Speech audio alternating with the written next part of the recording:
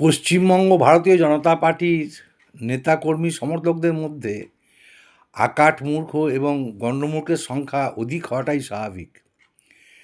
কারণ এই দলটির বয়স কত? এই দলটি মাত্র ৪৫ বছর বয়স। তার মধ্যে যারা বিশেষভাবে পোরখা রাজনীতিবিদ তারা এই দলটি তৈরি করেছিলেন। অটল বিহারী বাজপেয়ী, এল.কে. আদবানি, মুরলী মনোহর যোশী এই সকল রাজনৈতিক ব্যক্তিত্বরা আজকে ভারতীয় জনতা পার্টিতে নেই। পরিবর্তে কিছু নকল ভারতীয় জনতা পার্টির নেতা নরেন্দ্র মোদী, অমিত শাহর মতো দেশের পক্ষে বিপজ্জনক দুই নেতা এই দেশের ভারতীয় জনতা পার্টির সর্বময় কর্তা।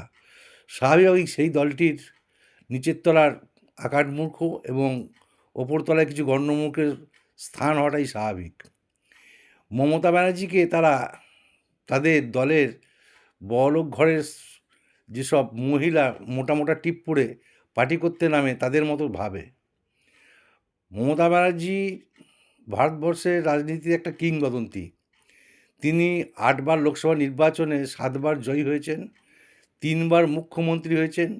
তিনি একটি আস্ত রাজনৈতিক দল করে বামফ্রন্টের মতো শক্তিশালী রাজনৈতিক দলকে নির্বাচনে পরাজয় ঘটিয়ে ক্ষমতা দখল করেছেন। সেই রকম একজন মহিলা নেত্রী মমতা ব্যানার্জি, তিনি কিনা ভবানীপুরে তার নিজের মাতৃভূমির সিটে তিনি হেরে যাবেন, এই স্বপ্ন দেখছে এই সকল যেসব আমাদের ভারতীয় জনতা পার্টির আকাট মূর্খ এবং গণ্ডমূর্খ আছে তারা।